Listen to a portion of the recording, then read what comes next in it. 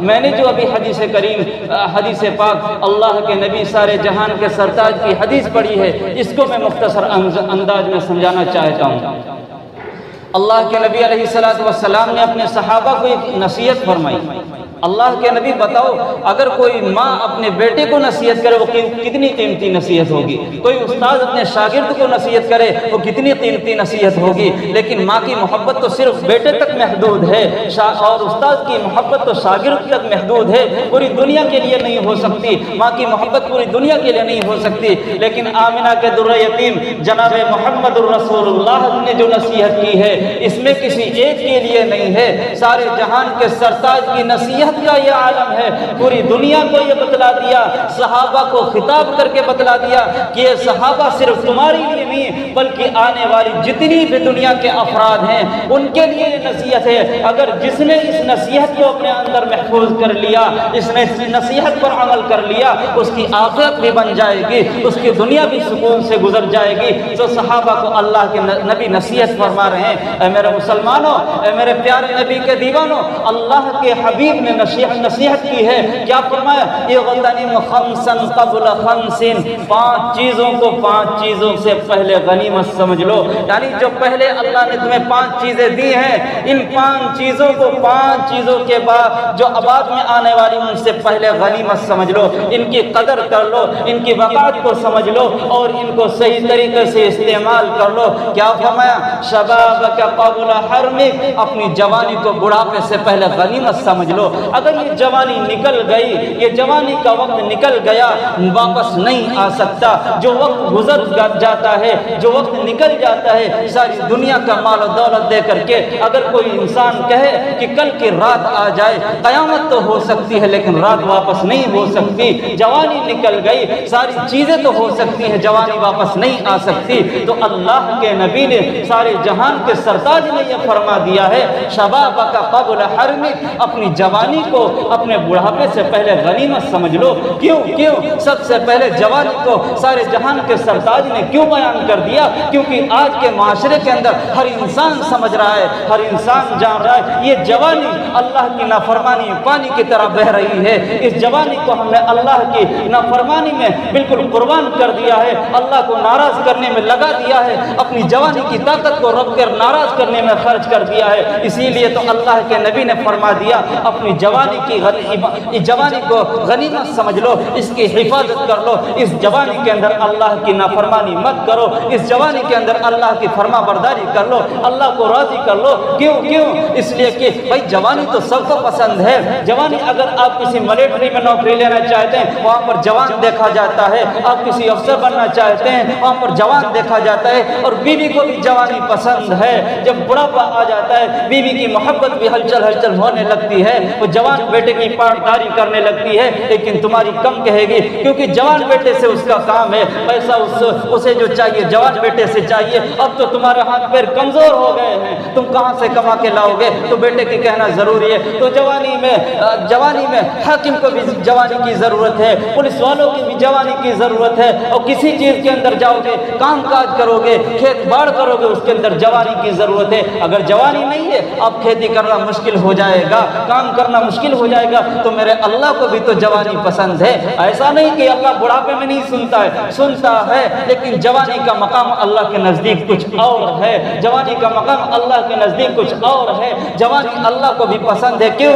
اس لیے کہ جوانی کے اندر انسان جب رکوع کرتا ہے، اگر وہ سنت طریقے سے کرنا چاہے اس کی کمر لگ جایا کرتی ہے، اس کے ہاتھ لگ جایا کرتے ہیں، سنت طریقے سے وہ سجدہ کر سکتا ہے۔ اور جوانی نکل جانے کے بعد کمر میں درد پیدا ہو گیا، کمر میں لچک پیدا ہو گئی، پیروں میں کمزوری آ گئی، اب سنت کے مطابق جھکنا چاہیں، سنت کے مطابق رکوع کرنا چاہے نہیں کر سکتے۔ تو جوانی کے اسی لیے جوانی کی عبادت اللہ کو پسند ہے کہ جوان انسان صحیح طریقے سے عبادت کر لیتا ہے۔ اسی لیے اللہ کے نبی نے ارشاد فرمایا کہ اپنی جوانی کو بڑھاپے سے پہلے مسلمانوں غنیمت سمجھو۔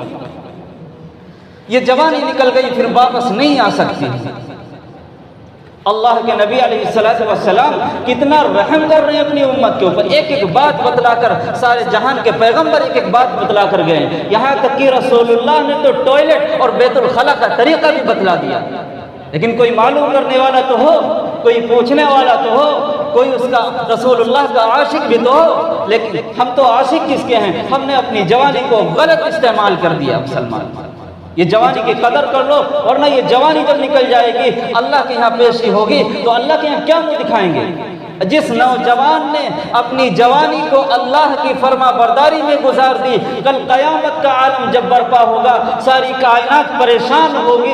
اللہ کے نبی ارشاد فرماتے ہیں کچھ چند خوش نصیب ایسے ہوں گے جو اللہ کے عرش کے سائے میں کھڑے ہوں گے، وہیں پر ایک وہ نوجوان ہوگا جس نے اپنی جوانی کو اللہ کی عبادت میں خرچ کیا تھا۔ اے مسلمانوں، جوانی کی قدر کر لو، کل قیامت کے دن اللہ رب العالمین اس جوانی کے بارے میں پوچھیں گے یہ جوانی تم نے کہاں خرچ کر دی؟ کئی سوال ہوں گے، ان میں سے ایک سوال یہ بھی ہے کہ تم نے جوانی کو کہاں پہ خرچ کر دیا؟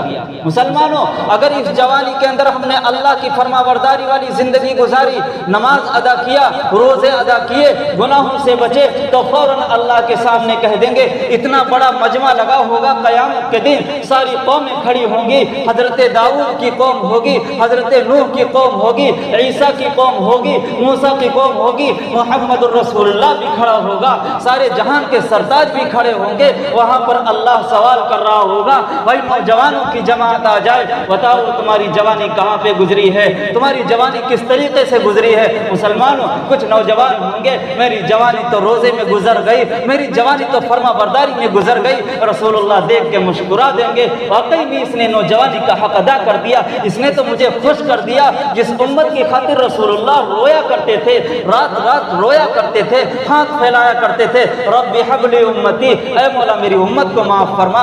جب رسول اللہ یہ جواب سنیں گے، میں نے اپنی جوانی کو اللہ کی فرما برداری میں خرچ کر دیے، رسول اللہ خوش ہو جائیں گے، پھر چند لوگوں کو بلائیں گے نوجوانوں کو، تم نے اپنی جوانی کو کہاں خرچ کیا؟ ان نوجوانوں نے دنیا میں تو کوئی فرما برداری نہیں کی، ساری جوانی کو شراب میں خرچ کر دیا، ساری جوانی کو تاش میں خرچ کر دیا، ساری جوانی کو کیپٹن میں خرچ کر دیا، ساری جوانی کو میوزک سننے میں خرچ کر دیا۔ اب رسول اللہ سامنے کھڑا ہوگا، وہ رسول اللہ جس نے اس امت کی خاطر اتنا رویا اور اتنا لمبا قیام کیا کہ رسول اللہ کے پیر مبارک سوج جاتے تھے، اللہ نے فوراً پیغام بھیج دیا، اتنا کیوں روتے ہو؟ اپنی امت کی وجہ سے اپنی جان کو ہلاک کر لو گے کیا؟ تم اتنا کیوں روتے ہو؟ امی عائشہ فرماتی ہے میں تہجد کے وقت اٹھی، اللہ کے رسول کی آواز سنی، ایسا لگ رہا تھا کہ اللہ کے رسول کا کہیں دم تو نہیں نکل جائے گا، اتنا بھیانک رو رہے ہیں، اتنی زور سے رو رہے ہیں۔ امی عائشہ فرماتی ہے میں نے مصلے کے اوپر ہاتھ پھیرا، سارا مصلہ آنسوں سے تر تھا۔ مسلمان، وہ نبی سامنے کھڑا ہوگا اور نوجوانوں کو بلایا جائے گا، بھائی تم نے جوانی کس میں گزاری ہے؟ وہ کہہ دیں گے، سارے لوگ کھڑے ہوں گے، وہ کہے گا وہ جو کیا ہے دنیا میں وہی تو جواب دینا پڑے گا، تو وہ کہہ دے گا اے اللہ میں کیا کروں، میں نے جوانی تو شراب میں گزار دی، میں نے جوانی تو جوا کھیلنے میں گزار دی، جوانی کو حرام کمائی میں گزار دی، اے اللہ میرے پلے کچھ نہیں۔ بتاؤ اس وقت رسول اللہ جب جواب سنیں گے، اللہ کے نبی کا غصہ چہرہ انور غصے کی وجہ سے سرخ ہو جائے گا۔ ہاں یہی امتی ہے جس کی وجہ سے ہم نے اپنی زندگی کو برباد کر دیا، جس کی وجہ سے ہم نے اپنے بچوں کا بھی خیال نہیں کیا، اپنے گھر والوں کا اتنا خیال نہیں کیا جتنا ان نوجوانوں کا، اس امت کا خیال کیا۔ آج میری امت میرے سامنے یہ جواب دے کر کے مجھے یہ اتنی قوم کے سامنے، اتنے نبیوں کے سامنے، اتنی امت کے سامنے اتنا گندا جواب دے کر کے مجھے شرمندہ کر رہی ہے۔ بتاؤ کیا جواب دیں گے؟ اللہ کے نبی کو وہاں پہ شرم نہیں آئے گی؟ اللہ کے نبی وہاں پہ پریشان نہیں ہوں گے کہ اس امت نے کیا جواب دے دیا کہ اس کی ساری جوانی شراب میں گزر گئی، ساری جوانی حرام میں گزر گئی؟ اسی لیے اللہ کے نبی، میں زیادہ تفصیل میں نہیں جاؤں گا، اللہ کے نبی نے ارشاد فرمایا شبابک قبل حرمک، اپنی جوانی کو بڑھاپے سے پہلے غنیمت سمجھ لو۔ دوسری نصیحت فرمائی، اللہ کے نبی نصیحت کر رہے ہیں وَصِحَّتَكَ قَبْلَ سَقْمِكَ، اپنی صحت کو اپنی بیماری سے پہلے غنیمت سمجھ لو۔ یہ صحت اللہ کی جو ہے، یہ تندرستی اللہ نے جو دی ہے، یہ اللہ کی بہت بڑی نعمت ہے، بہت بڑی نعمت ہے۔ ایسے پتہ نہیں چلے گا، جاؤ ہاسپٹلوں کے اندر چلے جاؤ، ہسپتالوں کے اندر چلے جاؤ، پوچھو جا کر کے جو پریشان ہیں، وہ کتنا پریشان، جو بیمار ہیں ان کی کتنی آرزو یہ ہے کہ مجھے صحت مل جائے، ان کے لاکھوں روپے خرچ ہو رہے ہیں، کروڑوں روپے لگ گئے لیکن بیماری صحیح نہیں ہو رہی ہے، سانس کی تکلیف ہے، سانس لینا مشکل ہے، اب دنیا کی کوئی نعمت انہیں اچھی نہیں لگ رہی ہے تو جو صحت مند ہیں، جو لوگ بیمار ہیں، بیماروں کے پاس جا کر کے ان سے پوچھو کہ صحت کی نعمت کتنی قیمتی نعمت ہے مسلمان۔ اس صحت کی نعمت کو صحیح طریقے سے استعمال کریں، کیونکہ وقت زیادہ نہیں ہے تو لمبی تفصیل نہیں کر سکتے۔ تو تیسری نصیحت اللہ کے نبی نے کیا ارشاد فرمائی، وَغِنَاكَ قَبْلَ فَقْرِكَ، اپنی مالداری کو اپنے فقر سے پہلے، اپنے غریب ہونے سے پہلے اور اپنے لاچار ہونے سے پہلے غنیمت سمجھ لو۔ یعنی اللہ نے اگر مال دیا ہے اس مال کو غنیمت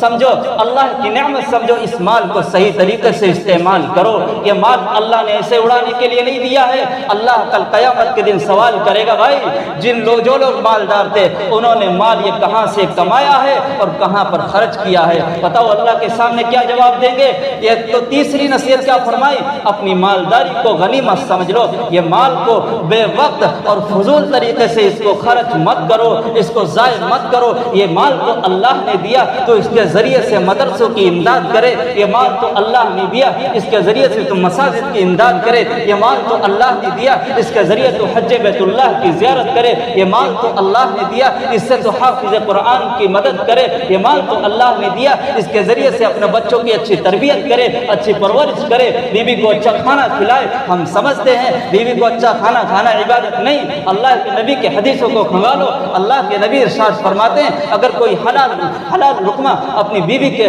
جب منہ کے اندر رکھتا ہے اللہ اس لقمے پر بھی ثواب عطا کر دیتا ہے، وہ بھی تو عبادت ہے، وہ بھی تو ایک معاشرہ جوڑنا بھی عبادت ہے، خاندان کو جوڑنا بھی عبادت ہے۔ تو اللہ نے مال تو اس لیے دیا تھا، لیکن نہیں ہم نے مال کو ٹاکیزوں میں ٹاکیز بنانے میں لگا دیا، مال کو فلم دیکھنے میں لگا دیا، مال کو میوزک سننے میں لگا دیا۔ اگر کہیں پر نوٹنکی ہو رہی ہے، عورتیں ناچ رہی ہیں، وہاں پر پیسوں کو اڑا دیا، اللہ کے یہاں کیا جواب دیں گے؟ اللہ نے اسی لیے مال دیا تھا۔ اے میرے مسلمانوں، میں یہ بالکل نہیں کہہ رہا ہوں یہاں پر اتنے بڑے محفل کے اندر کوئی ایسا موجود ہو، لیکن نہیں، میں یہ بالکل نہیں کہہ رہا ہوں، لیکن اگر ہمارے پڑوسی، ہمارے محلے والے جہاں ہمارا علم ہے اگر کوئی ایسا کام کر رہے ہو ان کو بچاؤ، اللہ کے یہاں ثواب ہوگا۔ تو میرے نبی نے تیسری نصیحت یہی فرما دی، وَغِنَاكَ قَبْلَ فَقْرِكَ، اپنی مالداری کو غنیمت سمجھو اپنے فقر سے پہلے۔